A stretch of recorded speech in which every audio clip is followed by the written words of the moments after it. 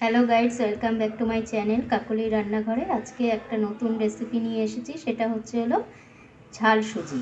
এখানে প্রথমে আমি দেখো পরিমাণ মতো সুজি নিয়ে নিয়েছি, আর তারপরে এখানে সমস্ত তরকারি কেটে রেখেছি। গাজর কুচি, ক্যাপসিকাম কুচি, আলু কুচি, আর পেঁয়াজ কুচি, আর কাঁচা লঙ্কা। আর এখানে রেখেছি ফোড়নে দেওয়ার জন্য সর্ষে আর ধনেপাতা।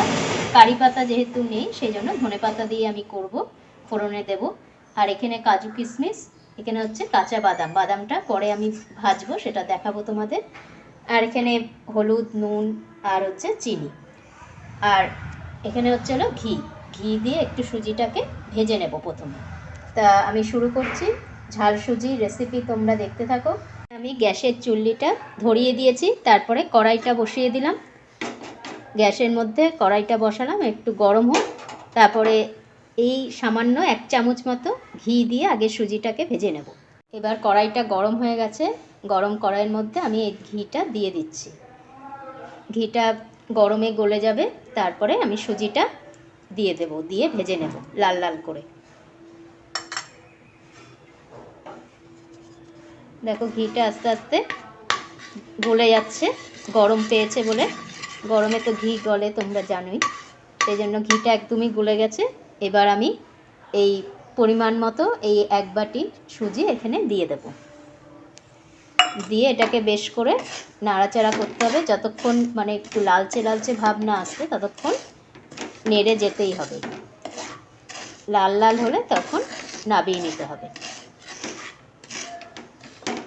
সুজিটা দেখো অনেকটাই লাল লাল হয়ে গেছে, আর একটু ভাজলেই আমি নামিয়ে ফেলবো।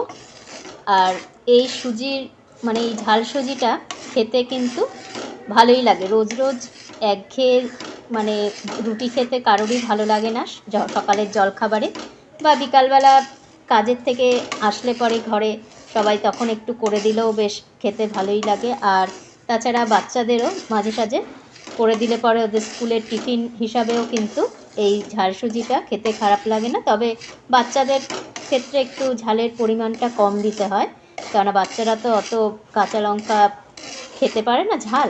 সেই কারণে বাচ্চাদের জন্য করতে গেলে একটু ঝালটা পরিমাণে কম দিতে হবে, সেটা বুঝে তোমরা করবে। তবে আমার এই ঝাল সুজি রেসিপিটা তোমরা পুরোটাই দেখো, দেখলেই বুঝতে পারবে সুজিটা কিভাবে আমি করছি। বেশ লালচে লালচে হয়ে আসছে, দেখো। আরও এটা ভাজতে হবে, কেননা একটু লালচে না হলে, ভাজা ভাজা না হলে সুজিটা নামানো যাবে না। সুজিটা পুরো লাল লাল হয়ে গেছে, ভাজা হয়ে গেছে। এবার আমি গ্যাসের নবটা বন্ধ করে দেব, এবার নামিয়ে ফেলব। এবার সুজিটা নামিয়ে আবার কড়াইতে সাদা তেল দিয়ে দিচ্ছি। কড়াইয়ের মধ্যে সাদা তেল, অল্প পরিমাণেই সাদা তেলটা আগে দিয়ে দিচ্ছি। এখন এই যে তেলটা গরম হয়ে গেলে যে কাঁচা বাদামগুলো রেখেছিলাম, সেই বাদামগুলো ভেজে নেব। তেলটা একটু গরম হোক।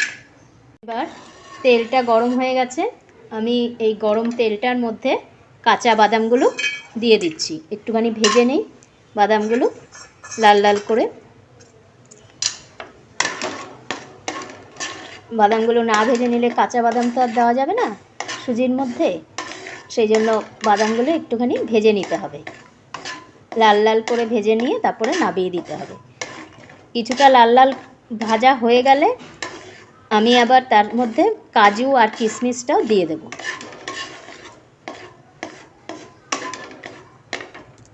বাদামগুলো বেশ লালচে হয়ে গেছে ভাজাটা। এবার তার মধ্যেই আমি এই কাজু কিশমিশটা যে রেখেছি, কাজু কিশমিশটা দিয়ে দেবো। কাজু কিশমিশ তো অত লাল করে ভাজার দরকার নেই, একটু নাড়াচাড়া করেই নামিয়ে নেব। সেই জন্য বাদামটা দেরি হবে বলে ভাজাটা হতে, সেই জন্য কাজু কিশমিশটা পরে দিলাম, নাহলে পুড়ে যাবে কাজু কিশমিশটা, সেই কারণে।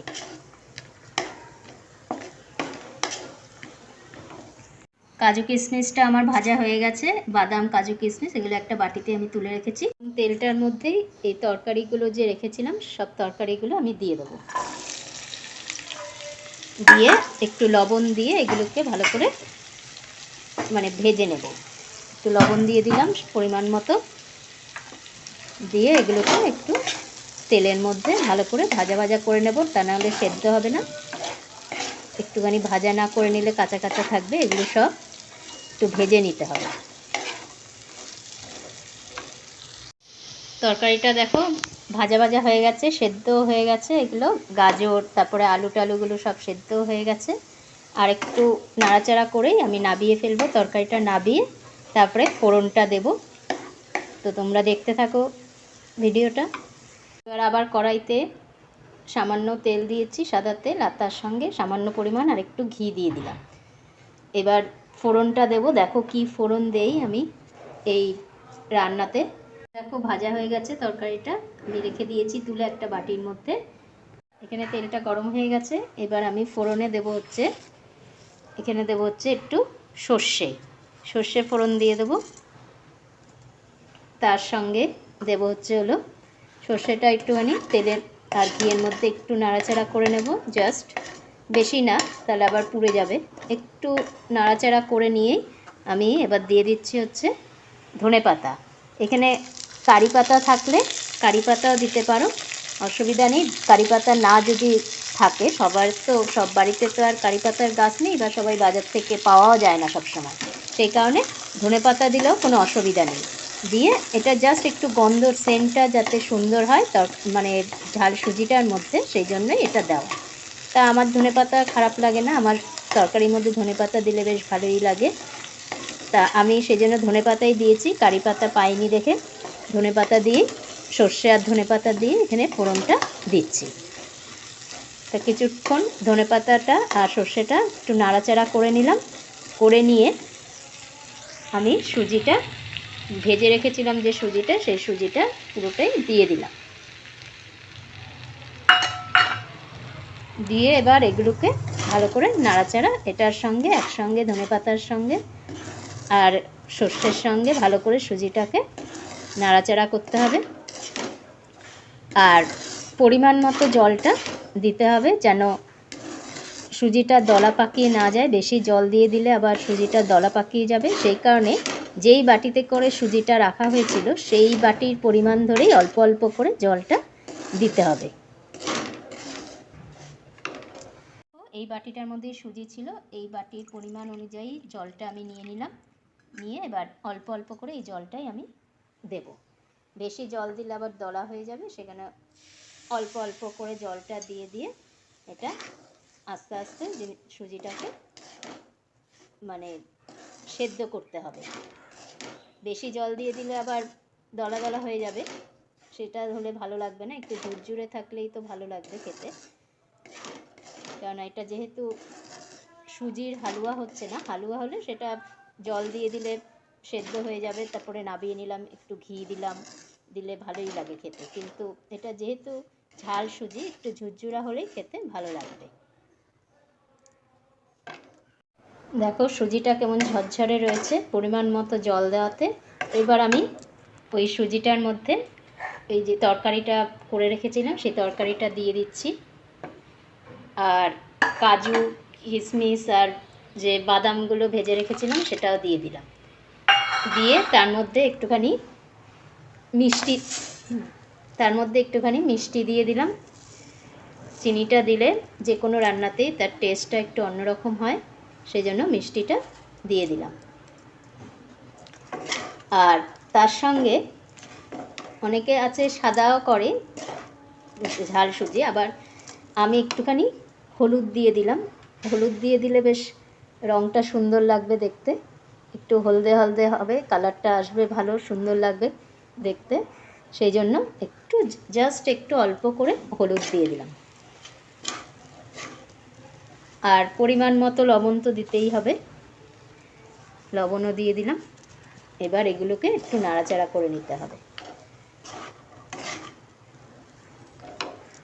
কত সুন্দর হয়েছে সুজির কালারটা দেখতে, একটু হলুদ দেওয়াতে কালারটা কত সুন্দর এসছে।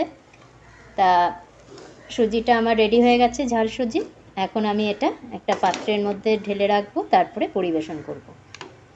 তো এখানে আমার ঝাল সুজিটা রেডি হয়ে গেছে। এবার আমি এটা আস্তে আস্তে পাত্রের মধ্যে রেখে দেব। এটা একটা মানে মাইক্রোওভেনেরই বাটি, সেই বাটির মধ্যেই আমি রেখে দিচ্ছি, পরে পরিবেশন করব। এখনও তো গরম আছে, পরে এটা একটু ঠান্ডা না হলে খাওয়া যাবে না, প্রচণ্ডই গরম। আর এখন গরমকাল, চট করে ঠান্ডা হয় না। তো তোমরা যারা নতুন রান্না শিখছো তারা এই ঝাল সুজিটা দেখে এইভাবে করো, খারাপ লাগবে না খেতে, সুন্দর লাগবে। আর চট করেই হয়ে যায়, খুব একটা বেশি সময়ও লাগে না। তবে তরকারিগুলো কেটে নিতে হয়। যাই হোক, আজকের মতো এখানেই আমি রেসিপিটা শেষ করছি। আবার পরে নতুন রেসিপি নিয়ে তোমাদের সামনে চলে আসবো।